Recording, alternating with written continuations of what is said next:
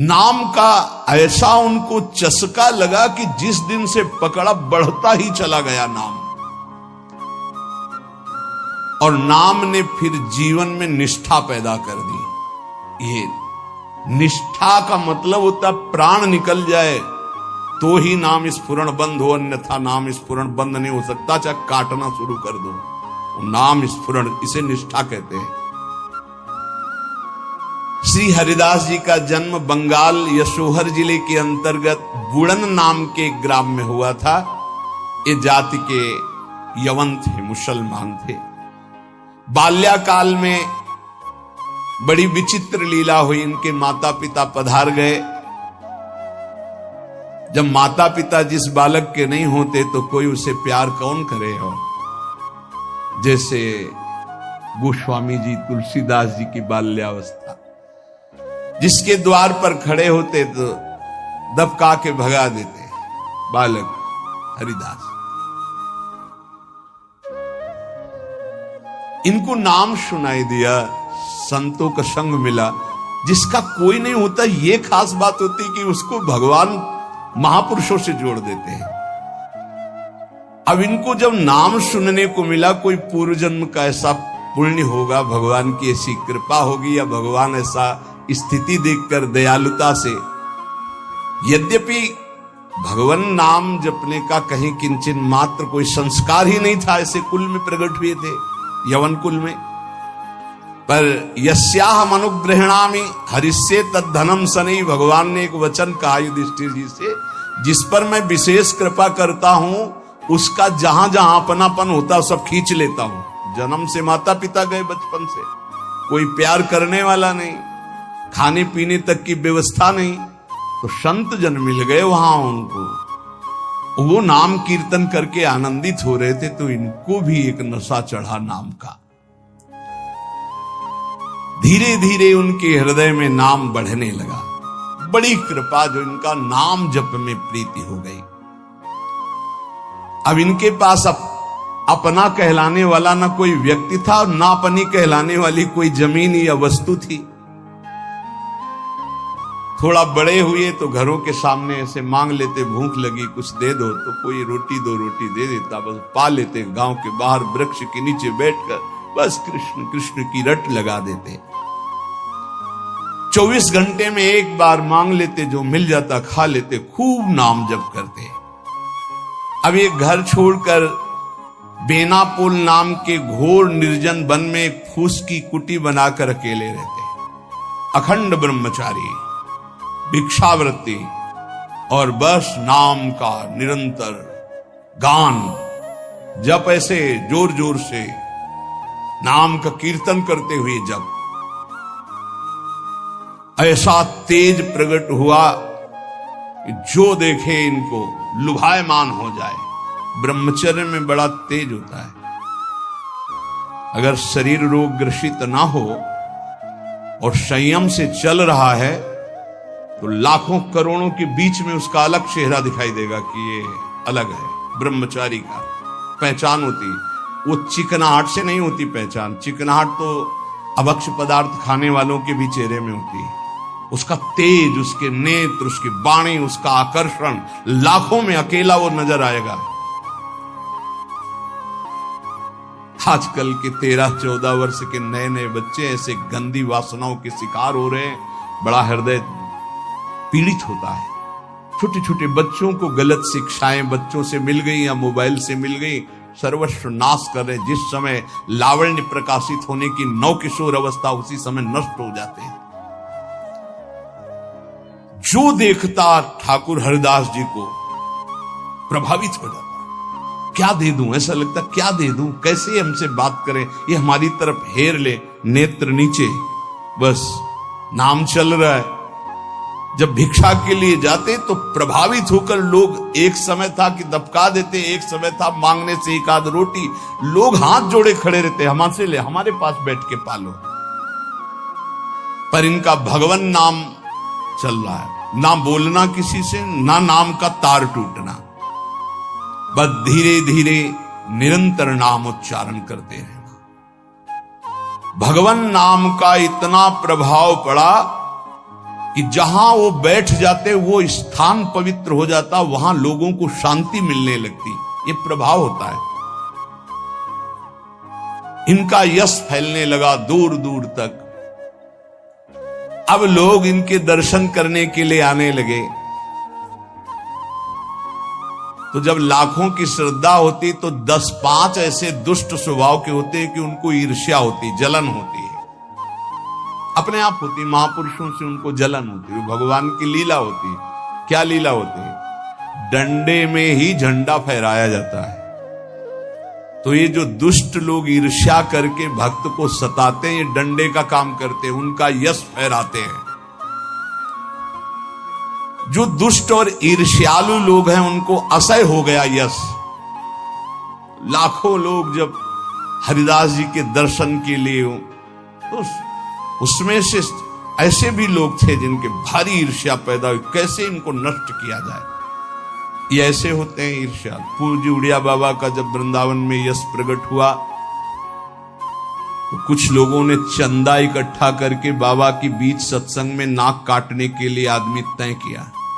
वो आदमी चाकू छुपा के गया प्रणाम करने की मुद्रा, और ऐसे जीव तो वहां उनके पार्षद जो मोरछली डरा रहे थे बहुत सावधान, तत्काल पकड़ते पकड़ते चावल भर नाक में चाकू चले गए। बाबा उनको तत्काल एकांत लायक गुफा में ले गए और कहा, भैया हमने कभी कोई कटु वचन आपको कहा क्या? तो रो पड़ा। बोले, बाबा पैसे में, गरीब आदमी हूं मैं, पैसे में बिक गया। मुझे अमुक ने इतने रुपए दिए हैं और कहा इसके बाद इतने रुपए और देंगे। मैं हाथरस का हूं, मैं गरीब आदमी हूं, केवल पैसे के लिए काम। मैं आपको नहीं जानता था और हमसे कहा गया कि जाइए और ऐसा कर।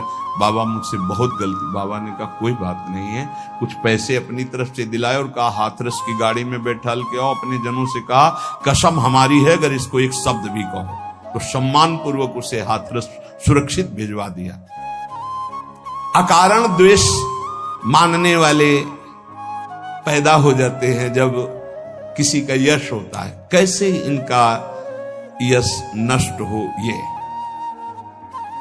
ईर्ष्यालु एक रामचंद्र खां नाम के बड़े जमींदार थे। यार हमारे पास तो जमीन रुपया पैसा कोई नमस्कार नहीं करता है। 2 रोटी मांग के खाने वाला नाम जपती, इसको जिसको देखो प्रणाम करता चल। ये लगता लगे कौन भाई? बोले बाबा जी। बाबा जी बाबा जी। तो एक लगता है क्या है, मतलब बाबा जी क्या है? उसको लगा मैं जमींदार हूं, रुपया है, पैसा है, हमें तो कोई नमस्कार नहीं करता है। इसको जो देखो नमस्कार कर रहा है, कैसे इसका यश नष्ट करूं? तो पहला बाण होता है कामिनी। जब कभी किसी को नीचा दिखाना होता है, ऐसा होता है।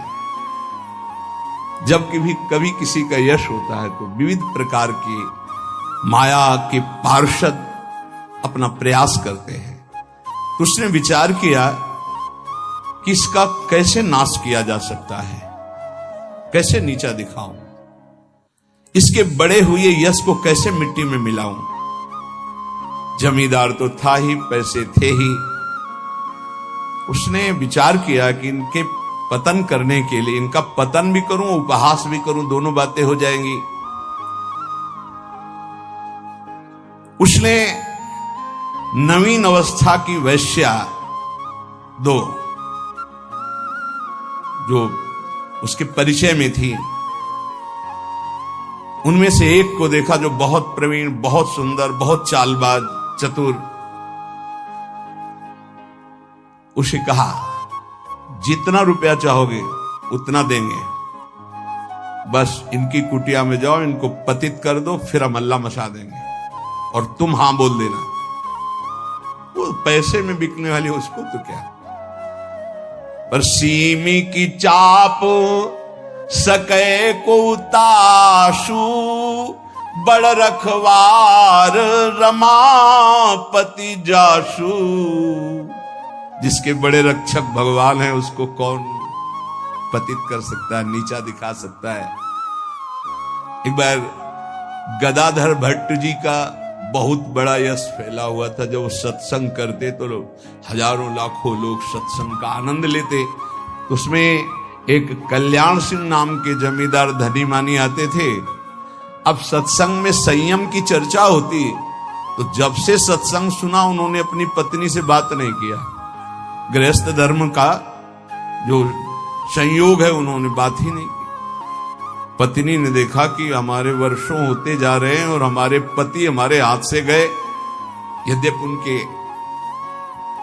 सौम्य बर्ताव, बड़ा साधुता का बर्ताव, पर वो काम से पीड़ित होकर के हमारे जीवन में आग लगाने वाला एक गदाधर भट्ट जी हैं। अगर ये कथा न करते तो हमारे पति का स्वभाव न बदलता और हमारा जीवन गृहस्थ धर्म नष्ट न होता।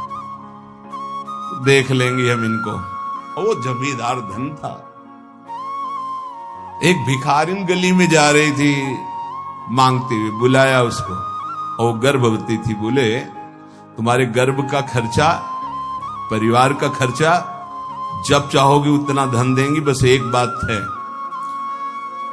उसने विचार किया कि अगर गदाधर भट्ट पर अश्रद्धा हो जाएगी तो मेरे पति पुनः वापस हमें मिल जाएंगे, क्योंकि उन्हीं की बात पर वो आकर के ब्रह्मचर्य रह रहे हैं, संयम से रह रहे हैं। बोले तुम कथा के बीच में जाओ और कह दो जब ये नहीं था तब तो खूब आते थे और जब ये दे दिया तो आने बंद कर दिया, अब क्या व्यवस्था होगी इसकी, बस इतना तुझे बोलना है। वो जानती थी इतना बोलेगी कि लाखों की अश्रद्धा हो जाएगी।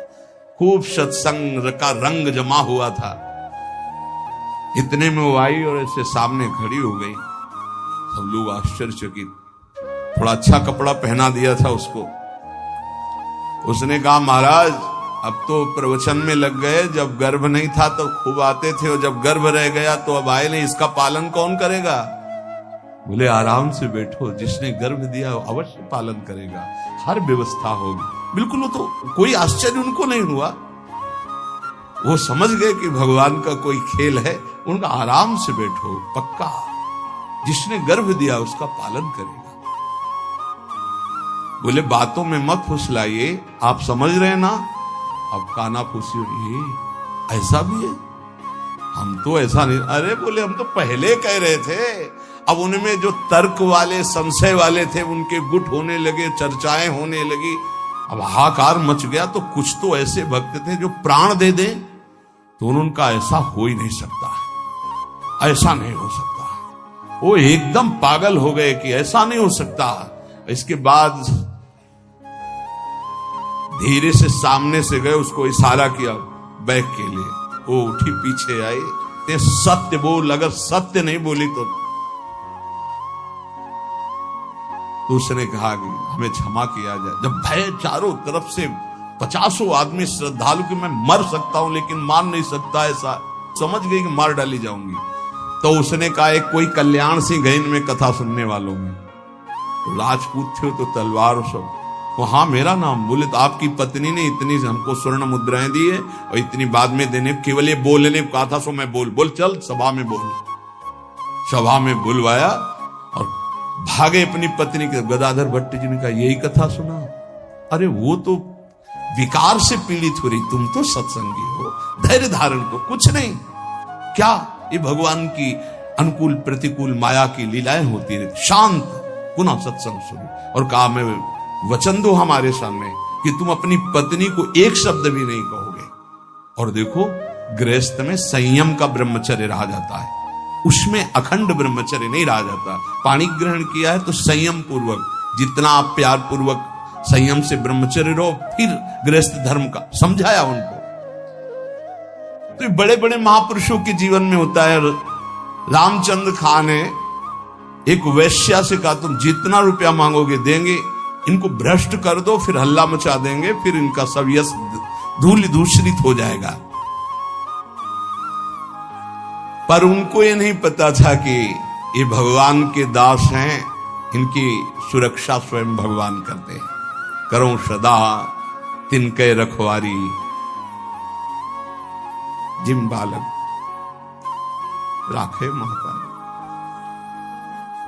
जैसे मां दिखाई नहीं दे रही, बालक खेल रहा है, लेकिन पक्का मानिए मां की दृष्टि वही है, अपने बच्चे पे है। कहीं कोई ऐसी बात ना हो जाए जो हमारे बच्चे को दुख हो जाए। वो कार्य करती हुई एक दृष्टि में देखती रहती है। मेरे प्रभु अपने जन को हर समय देखते रहते हैं, हर समय से। जहां मेरा भक्त चरण रखे वहां रखूं मैं हाथ। बस लीला समझ पाना बहुत कठिन है भगवान की। संपूर्ण संसार एक तरफ विरोध करने लगे तो भी भक्त का बाल बांका नहीं हो सकता। जो होगा विधान भगवान की तरफ से होगा। पर नीच पुरुष अपनी नीचता से बाज नहीं आता। उसने 16 वर्षीय वैश्या को, जो बड़ी रूपवती थी, बड़ी प्रवीण थी, चालबाज थी, चतुर थी, उसको खूब श्रृंगारित करके भेजा, जाओ और उनको भ्रष्ट कर दो। जंगल में रहते थे। उसको भी गर्व था कि कोई ऐसा पुरुष पैदा नहीं हुआ जिसको मैं चाहूं और भ्रष्ट न कर सकूं। पर उसको क्या पता था कि परम पुरुष का दास ऐसा होता है। हरिनाम में डूबे हुए श्री ठाकुर हरिदास जी उसकी कुटिया में गए। ठाकुर हरिदास जी ने कृष्ण कृष्ण शांत बैठे हो अपने कृष्ण कृष्ण, बार बार बोलना चाहती कुछ बात कर, हरे कृष्ण। सुबह से गई, पूरी शाम हो गई, कृष्ण कृष्ण कृष्ण। जहां वो कुछ बात करने को होती, मां हमारा नाम पूरा हो जाए, फिर वहां 1000-2000 नाम थोड़ी, लाखों की संख्या में 3 लाख नाम तो जोर जोर से जपते थे। वो बार बार बैठी उनकी मुख कांति को देखती रहती, बैठी रही। शाम हुई, सोचा रात्रि में बात तो हो ही जाएगी। वैसे तो 3 लाख नाम जप करके फिर लघु शंका आदि कभी उठते, आज उठे ही नहीं, पूरी रात्रि भी नाम चल रहा है। वैश्या फिर गई, श्रृंगार वंगार करके फिर दोबारा आई, फिर नाम कीर्तन। जब बीच में बोलने की बात करती तो हरे कृष्ण। कितनी कृपा वैश्या की, ऐसे महापुरुष को बराबर देख रही, उनका नाम सुन रही। तीसरे दिन एकदम विचलित होकर के, आप हमसे बात क्यों नहीं करते? रुके, हाथ जोड़ा और कहा आपसे अच्छे से बात करूंगा। हमारी नाम जप की अभी संख्या पूरी नहीं हुई, उसको पूरी हो जाए। ऐसे अमृत में वचन की हृदय एकदम हाय मच गया। ये क्या? वैसे मैं पापनी हूं, नीच हूं, गंदा आचरण करती हूं, वैसे महापुरुष के लिए गंदी बात सोच रही। 3 लाख नाम की फिर तार चल पड़ा। हरे कृष्ण, उच्च स्वर से रोने लगी, शुरू हो गई हरे कृष्ण हरे कृष्ण। साथ में हरिदास जी ने देखा, अब क्या महापुरुष प्रभाव। हरिदास जी अब बोले, अब बात कर सकते। तो बात करने लायक नहीं रह गई। अश्रु प्रवाह चल रहा था और कृष्ण नाम चल रहा था। उठी और चरणों में लौट गई, का धिक्कार है मुझ निज पापनी को कि आप जैसे महापुरुष के लिए मैंने गंदी बात सोची, मुझे क्षमा कर दीजिए। चिल्ला चिल्ला करके रोने लगी। उन्होंने कहा, दुखी नहीं होना, मेरे प्रभु तुम पर बहुत कृपा किए हैं। वो आंखों से आंसू बहाती जा रही, गदगद कंठ से कह रही, पतित पावन आप मुझे स्वीकार कर लीजिए, मैं आपकी चरणों की दासी हूं। आप तो अहेतु की कृपा करने वाले परम दयालु हैं। आप पात्र और अपात्र का विचार न कीजिए, मुझ जैसी नीच को स्वीकार कर लीजिए। और चिल्ला चिल्ला के रोने लगी। हरिदास जी ने कहा, जो नाम सुन रहा है वो नीच कैसे हो सकता है? उन्होंने कहा, आप मुझे जानते नहीं, मैं वैश्या हूं, मैं लोक निंदित हूं, मैं बहुत ही गंदी हूं, मैं खोटी बुद्धि से आपको भ्रष्ट करने आई थी। हरिदास जी ने कहा, इस समय आपके हृदय में क्या है? बोले, भगवान बस आपकी दास्ता, आपके आदेश का इंतजार। मैं क्या करूं, मुझे आदेश कीजिए। मैं नीच कैसे पवित्र हो सकती हूं? मैं आपकी शरण में हूं, आप मेरा उद्धार कीजिए। हरिदास जी ने कहा, देवी अब तुम वैश्या नहीं रही, उठो। मेरे प्रभु बड़े पतित पावन हैं, उनका नाम उनसे भी महान है, क्योंकि प्रभु को अधीन कर लेता है। मेरे प्रभु के नाम में कोई भेदभाव नहीं, कोई भी जप सकता है, कोई भी अपना परम कल्याण कर सकता है। मेरे प्रभु के नाम में इतनी सामर्थ्य है कि कोई इतना पाप इकट्ठा ही नहीं कर सकता जितना नाम में पाप नाश की सामर्थ्य है। तुमने जो पाप कर्म से पैसा पैदा किया है, आज से उसका प्रयोग मत करना, उसे हटा दो, उसे दे दो, गरीबों को बांट दो।